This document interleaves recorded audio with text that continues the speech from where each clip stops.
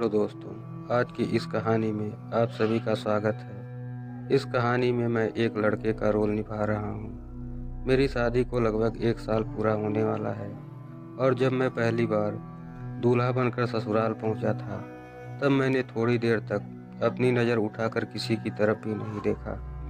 मैं कुर्सी पर बैठा हुआ था और मेरे चारों तरफ कुछ रिश्तेदार बैठे हुए थे।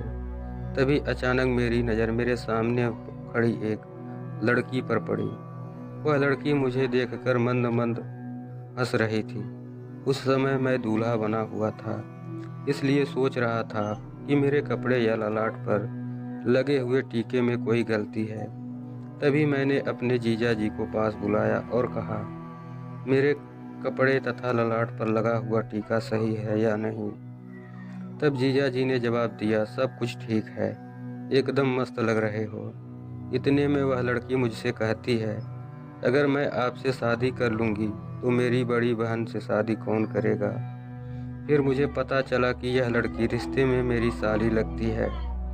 काफ़ी देर मजाक वाली बातचीत करने के बाद मैं उस लड़की से उसका नाम पूछता हूँ। तब वह लड़की जवाब देती है कि मेरा नाम निधि है और थोड़ी देर बाद शादी की रस्में शुरू हो जाती हैं। शादी के बाद से मेरी और निधि की काफ़ी जान पहचान हो जाती है, लेकिन रिश्ते में साली लगने की वजह से वह मेरा मोबाइल लॉक में ही ले लेती है। शादी की सारी रस्में पूरी हो जाने के बाद अगले दिन मैं अपनी पत्नी को लेकर अपने घर पहुंच गया। पत्नी के साथ रोमांस करने के लगभग 3 दिन बाद मैं अपनी पत्नी को घर वालों से मिलाने की रस्में पूरी कराने के लिए ससुराल ले आया। मैं वहां आकर चुपचाप कमरे में बैठ गया। तभी निधि मेरे पास आकर बैठ गई और मुझसे बातें करने लगी। थोड़ी देर बातचीत करने के बाद वह मुझसे मजाक के दौरान अपनी बहन के बारे में पूछने लगी। आपको बता दूं कि निधि मेरी पत्नी की छोटी बहन है, जो रिश्ते में मेरी साली लगती है। निधि मजाक के दौरान मुझसे गंदी बातें भी करती रहती थी। रात के समय मैं मकान की छत के ऊपर सो रहा था और निधि रात में अचानक से मेरे पास आकर सो जाती है, लेकिन इस बात का अंदाज़ा मुझे बिल्कुल भी नहीं था। मैं गहरी नींद में सो रहा था, तभी अचानक मुझे मेरे पास किसी लड़की के होने का एहसास हुआ। तभी मैं नींद से उठ गया और देखा कि निधि मेरे पास सो रही थी। मैं निधि को जगाने की कोशिश करने लगा और कहने लगा, जल्दी उठो वरना कोई देख लेगा। लेकिन निधि उठने की बजाय मुझसे लिपट कर सो रही थी। काफ़ी देर कोशिश करने के बाद निधि नींद से उठी और मुझसे कहा, जीजा जी, आप तो मुझे सोने भी नहीं देते हो। तभी मैंने कहा, शायद आपको पता नहीं है कि आप कहाँ पर हैं, सो रही हो। इसके बाद निधि ने कहा, मुझे अच्छी तरह से पता है कि मैं मकान की छत के ऊपर आपके पास सो रही हूँ। तभी मैंने कहा, आप चुपचाप नीचे उतर जाकर सो जाओ और मुझे सोने दो। तभी निधि ने कहा, मैंने मकान की छत वाले गेट को लॉक कर दिया है। अब कोई भी व्यक्ति मेरी इजाज़त के बिना ऊपर नहीं आ सकता है। इतना सुनने के बाद मुझे भी थोड़ा आराम महसूस हुआ। मैंने सोचा कोई व्यक्ति छत के ऊपर आने से पहले गेट का लॉक खोलना चाहेगा, लेकिन उसकी चाबी निधि के पास है।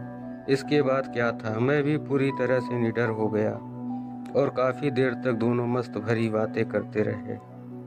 थोड़ी देर बाद निधि मेरे गले से लिपट गई और अपने दिल की सारी बातें मुझे बता दी। इन्हीं बातों के दौरान वह मुझसे कहती है कि मैं तुमसे अपनी जान से ज़्यादा प्यार करती हूँ। तुम मुझे बहुत अच्छे लगते हो, इसलिए मैं तुम्हारे करीब आना चाहती हूँ। इतना कहने के बाद मैंने निधि को किस कर लिया और रोमांस करते समय हम दोनों मजाक भी कर रहे थे और रात के लगभग 1 बज चुके थे। इसके बाद मैंने निधि से कहा, अब मुझे नींद आ रही है, इसलिए तुम भी चुपचाप सो जाओ। फिर निधि ने कहा, नहीं, आज रात भर मुझे आपके साथ बातें करनी है। रात भर बातें करने के बाद मैंने निधि से कहा, सुबह के 5 बज गए हैं, तुम चुपचाप नीचे चली जाओ। इतना कहने के बाद निधि मुझे एक बार करके चुपचाप नीचे चली जाती है। अगले दिन मैं अपनी पत्नी को साथ लेकर अपने घर चला जाता हूँ। मुझे घर जाते हुए देखकर निधि के चेहरे से मुस्कान चली जाती है और वह मुझसे नाराज़ हो जाती है, क्योंकि मैंने रात के समय निधि को बताया था कि मैं आपके यहाँ 2 दिन रुकने के लिए आया हूँ। लगभग 1 घंटे के बाद मैं अपने घर पहुँच गया। घर पहुँचने के बाद भी मेरा मन निधि की ओर खिंचा जा रहा था। थोड़ी देर बाद निधि ने मुझे कॉल किया और कहा, जीजा जी आप तो बोल रहे थे कि मैं 2 दिन रुक कर जाऊँगा। मैंने कहा किसी काम की वजह से जाना पड़ रहा है, लेकिन अगली बार ज़रूर रुकूँगा और आपके कहने पर ही वापस जाऊँगा। थोड़ी देर और बातचीत करने के बाद निधि कॉल को डिस्कनेक्ट कर देती है। नई शादी होने की वजह से मुझे एक साथ 2 लड़कियों का प्यार मिल रहा था। एक तरफ मुझसे प्यार करने वाली मेरी पत्नी तथा दूसरी तरफ प्यार करने वाली मेरी साली, दोनों ही मुझसे अपनी जान से ज़्यादा प्यार करती हैं। लगभग 2 महीने बाद मैं निधि से बात करके अपने ससुराल पहुंच गया। उधर निधि को पहले से ही पता था कि मैं उनके घर आने वाला हूं, इसलिए निधि ने पहले ही मेरे सोने के लिए व्यवस्था कर रखी थी। पहले की तरह इस बार भी निधि मेरे ही बिस्तर में मेरे साथ बातचीत कर रही थी। सर्दियों का समय होने की वजह से हम दोनों एक ही कमरे में सो रहे थे।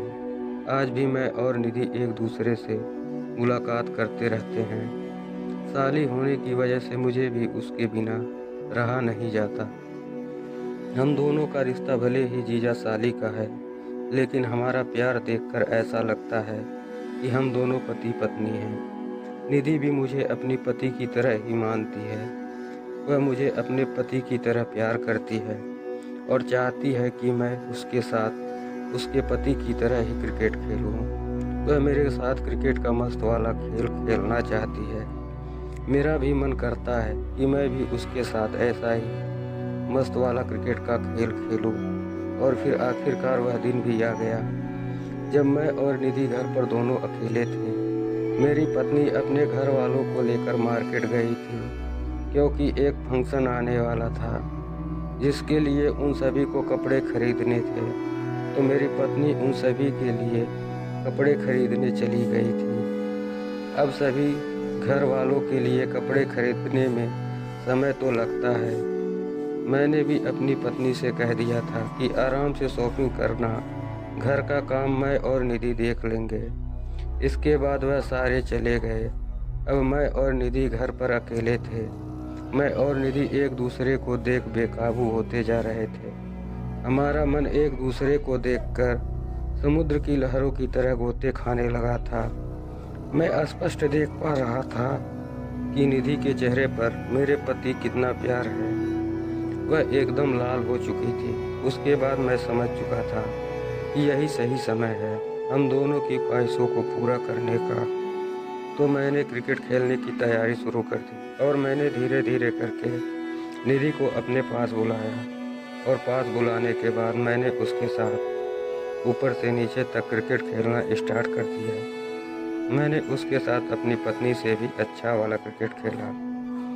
वह मेरी क्रिकेट की परफॉर्मेंस को देखकर बहुत ही खुश हो गई थी। वह एकदम जन्नत सी महसूस कर रही थी। उसी दिन मैं निधि के साथ क्रिकेट की 3 पारियां खेली और तीनों ही पारियां बहुत लंबी लंबी थी। तीनों पारियां खेलने के बाद मैं और निधि बहुत थक चुके थे। उसके बाद सभी घर वाले आ गए। तो दोस्तों, ऐसे में निधि से मिलने के लिए किसी भी बहाने से उसके घर पहुंच जाता हूं। आज भी हम दोनों हर महीने में 2 बार मुलाकात जरूर करते हैं।